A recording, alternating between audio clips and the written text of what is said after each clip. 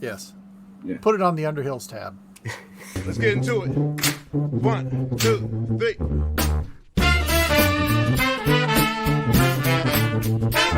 Let's get some more. Clap your hands. Some more. Just give some more. Well, hello and welcome to My Whiskey Den, your favorite public access whiskey review show where craft whiskey is king, and that is the way it is today because we are looking at Virginia Distilling. We've looked at a different one of theirs, the cider cask finish. What we're looking at today is the port cask finish. But before we get into the review, Mike, what do we have to tell our lovely fans and viewers to do?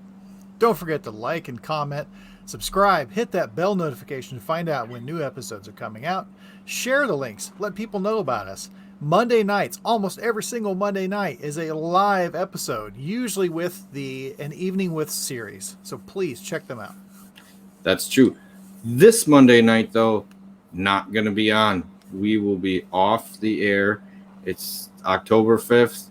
I have an anniversary, and Whiskey Crusaders is getting on with Nancy Fraley, so we know everyone's going to jump off at the end anyways. So ideally and idealistically, everything fell into place very serendipitously because we were having David DeFascio from Wyoming Whiskey on Tuesday, October 6th at our usual 8 o'clock time that we do stuff. So stop in then, and we'll be talking to him about all the great stuff and progress they've made since starting their distillery. But like we were saying before, we're here to talk about Virginia Distilling Company, where in 2011, this was founded by George, who was a businessman who kind of went back and forth, or George Moore, who went back and forth between, excuse me, I think it was Ireland and America, but he did have a love of Scotch, and after he left, sadly from the company, he passed away, his wife and sons took over the company, and they have begun to create an incredible whiskey lineup. This one is one of a series that they use whiskey actually brought over from Scotland, and they blend it with their own single malt that they have. So it's pretty interesting. It's a nice little blend. And then this one is finished in, let's see here, I believe it's Tawny port, and then they also have a port from in Virginia that they use to age it in as well too. It has won the World Whiskey Awards Best American Blended Malt 4 years running from 2017 to 2020. It's a blended, almost double-barreled port. Is what it is. So some effort has gone into marrying these flavors together to kind of come up with what they wanted. Ooh, holy. Yeah. It is rich and luxurious on the nose. It is. Oh, and you do not miss the port. Velvet? Yeah. The question is it crushed red or is it crushed purple velvet? You don't know, man. And you are getting some nice, I'm getting a nice grapey note. Yeah. Kind of underlying a lot of this. Oh my God. Sorry, I'll let you guys talk. My bad. Dense. It's dense. The nose is dense. Yeah. It's honey. There's a rich malt note. There's that whole red wine note that's just undercutting all of it, and I'm getting a dense milk chocolate. Yeah. And a little bit of a sandalwood note in there as well. Sandalwood, and I'm getting like a little bit of like a heather note. Yes. And I'm gonna attribute that to the Scotch whiskey that's blended in this, because I do get that smell from more Scotch whiskeys than I do American single malts. I get a strong crushed walnuts, like when you just crush the walnuts and they start to release their aroma. And right on the end, as you're getting like in deep in the nose, it's not right away. It's at the end, almost as you're done inhaling. It starts to lighten up. Like it starts to get like a titch of effervescence on the edge of my nose, like right at the end of your inhaling. Like it starts to build up and there gets this. bright lemon citrus note. Yeah, I think you're hitting it, because there's, as in one hand, as dark and as rich as it feels, there's a bright fruitiness to it. Yes. That comes off, and I'm getting a little bit of a caramel candy apple buried in there too. Yeah. But it's not bright like when you think of something that's younger and it just, it's a little spiky. It's just brighter flavors and acidic brightness, maybe. Yeah, I like that. Or yeah. I don't. Yeah. And there's something else in here. I just like how it picks up on the nose, how it's thick and rich and dense, and then all of a sudden it's like open, like it releases like this like high point on it. I get a touch of cherry too. Yep, I was gonna say I was picking up on something else for a second too. It's pretty complex with what's all being layered in here. I mean, of course, I'm gonna be honest, when you hit the nose right away, like I did, you're like, oh shit, like you're in for like at least a nose ride right now, a little mustache ride. Get the glass on there. But these guys, I remember when they came out, and there was something about the Scotch Whisky Society not happy about them using the word Highland or something. Yes, because they have zero sense of humor, or they're not very accommodating either with other people. But it's been how many years, and it's still on the labeling. Yeah. So they label it as whatever port finished or whatever finish it is on top, and then it's Virginia-Highland whiskey, because they still have the normal stuff that's Virginia-Highland.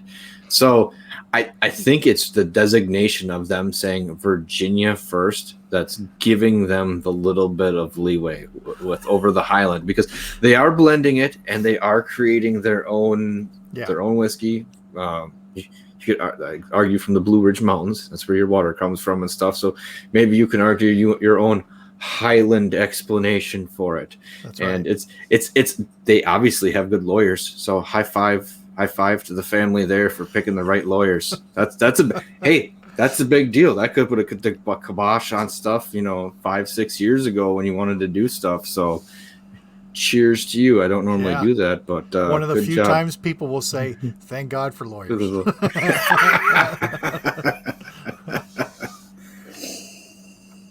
Yeah, it's just this is a lot of fun to nose. It's a lot of fun to nose. Now I'm getting like butter and rich caramel. Okay, this would be something that I think changes 20 minutes later, but I'm going to jump into some tasting. But Jesus Christ, Ben, are you using a wine glass, or are you just using the biggest? This is actually a stemmed whiskey glass. I don't use it often, but I broke it out for this one. Oh, it's a Capita glass. It's a Spiegelau. I think they're out of Poland or something. For a second, I thought you were trying to make the one drink you were having be like 4 hidden in there. Ben just got a really big glass. Yeah. Really, the one thing about this glass, even more than the Glencairn, it concentrates the nose a lot. So if it's a higher proof whiskey, I won't use this glass because it gets to be too much. But wow! Oh wow! That's oh okay. And it's stat whores out there. 46% alcohol by volume on this one. Oh wow! I'm gonna tell you, I can taste the 2 different ports. Yeah. Which is kind of insane, but I can really taste 2 distinctively different ports in here. I don't know. The nose is something you could just stick around all day, so I have a hard time going back to drink it. Like you could really just sniff on this for a while. Well, that finish sticks around. It is, and not because of how the whiskey is constructed that something else would ruin it, but this would be a fantastic end of the night, or after the meal. I'm going to have one drink after my meal, and this is it. And it would totally fit the bill. It's desserty enough. Yeah. It's got enough of the other flavors in there, but just the dessert portion of it's like, I'm going to savor this thing for about 20 minutes. Yeah, this should stand up to a kick-ass cigar too. Oh, I bet. I would almost want to go like light on the cigar, just because this has so much shit going on. But okay, I'm gonna take another sip and go back to like what I was getting on the first half, because first half. I gotta pour more. Yeah, that tawny port's really evident for me. That's what hits the hardest on this.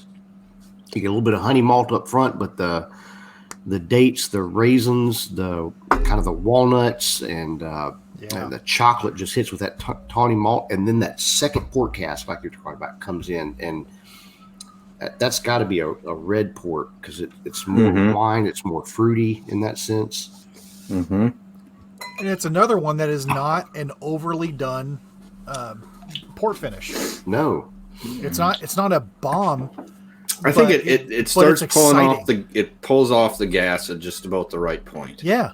You know, like it is thick and it is rich, enough. but it's then it kind of pulls back. No. Man, it's honey, heather. Ooh, like a supple leather. A little bit of heat here coming through on the second part, but it's almost like heat, like it's a dark chocolate heat. Like, have you ever had dark chocolate that had like a pepper in it?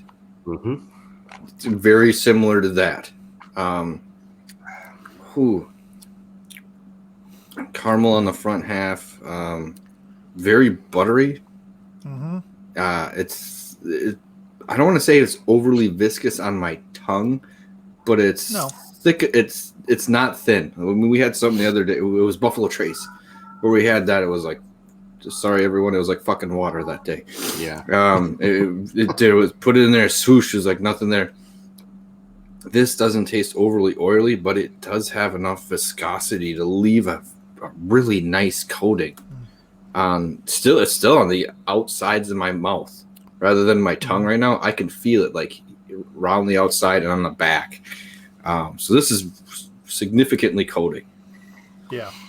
I wrote down just because it was coming when you said buttery. The buttery, it's buttery enough, it's bitter enough, it's sweet enough, and it's dense enough.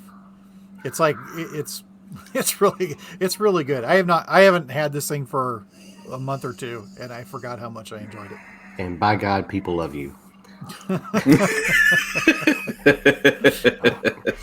Hey, you know what? Is there a mirror over there? I'm so stupid. You need the V-neck sweater, man.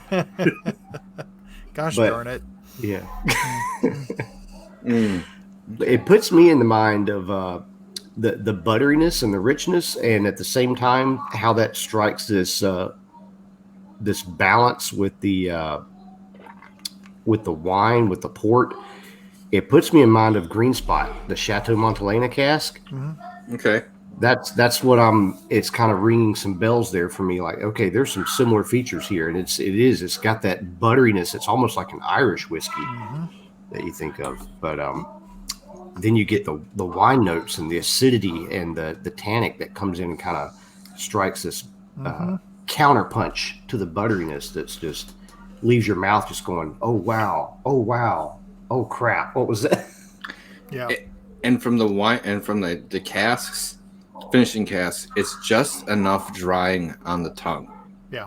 Yeah. No, I was thinking that, like this is a whiskey that you marinate on, but it is when you drink it, it is almost like you are being marinated with all these flavors. I was watching a barbecue show last night, and maybe eight of the episodes, and they were using different wines and stuff. And this would be something I would be intrigued to see what you could do as like a soak, for either a marinade or like maybe. It sounds crazy, like a brine for a chicken, kind of mixing that in where it just would start sucking in all this crazy flavors and work with the herbs. Because when you get like that denseness in the middle, there is like, I get a little bit of herbiness in it just for a minute, but I think that's more like the heather and the. I'm trying to figure out something. There's a note in here, right as you swallow, the visual for me is like you've got this stew or this soup cooking, and all of a sudden that first bubble kind of erupts, and there's something that bursts right on your palate for just a second, and then it's gone. And it's done this every time, and it's right on the swallow. There's this kind of fruity note, and I'm trying to nail down what this is because it's different. It's there, and then it's gone. That's what I was wondering, like a fig or a plum. I'm getting a little bit of datiness and like a date, but I get what you're saying, like the plum though too. But yeah, it's a darker, rich explosion. Oh, I thought I lost everyone there for a second. Yeah, oof. Yeah, I can see that. Plum, maybe date light too. This is yeah, going to require really 6 or 7 more samples to investigate. Yes, I literally think it's. I mean, you're getting some neat stuff from their own, but it's the second port casks that I think really lays a twist on this, because the tawny port is something like you said. You recognize it right away, Ben. Bam, you know where the tawny port is. You know that flavor. It's that other little twist that I think is giving a couple of the brighter notes, because there still is. We didn't talk about it. I do get a little bit of lemon citrus in this as I'm tasting it, but it's light and it's hidden underneath all these other things going on. It's like just a little bright wave that fades up for a second, and then gets there's a little bit of a yeasty funk in there too that I like. That just I can see that. So much stuff going on. Yeah. Excellent. I'd be curious what the whiskey percentages are in here. But at the same time, I don't want to know. If this was all American, it would probably be inching up into the top 10 for my year for American single malts. It has a lot of neat stuff going on in it, and it is extremely drinkable. Like you said, it's a spend a night by the fire. If you have some time just to sit down and reflect, this would be an excellent whiskey to take with you, because not only is it you're going to get to think about whatever you want and really enjoy something. I'm betting it starts spurring some thought processes because of its complexity. Yeah. You'd almost want to pour this in a brandy glass. I could see that. And just sit there, grab you a bar of chocolate, get you some mixed nuts, and just sit there in a brandy glass by the fire and sip away and enjoy. I'll be right back. Yeah. Yeah. And on that note, we will see everyone next week. No. But no, this is an excellent job by the people at Virginia again. Yes, it is. Great stuff. We got one more we're going to do from there later. We did a little bit of it earlier when we had Nancy Fraley on. We talked about their courage and conviction. I think we still all have a sample of that left. We're going to do an actual review of that, because that's great. All their own whiskey and single in that one. So that one's really good too. So they're putting out some great stuff. If you get a chance to pick up some of their things, I would definitely do it. We're just hitting a nice streak of things that we like from a lot of places. It's not like we're not hunting out crap to be like, here's a craft whiskey to go shit on. You know, like it happens every now and then, but it's not like I'm going to specifically go hunting for something at the store and be like, oh my God, I've heard absolutely horrific stuff. Let's review this and crap on them. Yeah. If it gets to that when we get done with these samples, maybe we'll start a second series. But that's not what we're doing now. Big thumbs up for me. I would probably get this. If they had it, I would say 80 or less. If someone had it in a bottle, it would be a pretty safe buy at a store. I don't know how much it is, but I would say that would be a pretty safe buy on something like this. Yeah. I wouldn't drink it as fast, but I think it's definitely worth that price tag easily. Absolutely. So. Yeah. If you see it, I wouldn't hesitate to pick it up. It's definitely worth having. All right. Well then, I think that's it for tonight. So we will see all you den heads on Tuesday night. We'll be talking about Wyoming whiskey. And until then, remember, it's not the size of the den that matters. It's the love of whiskey. Cheers, everyone out there. Cheers. Cheers. Let's get into it. 1, 2, 3.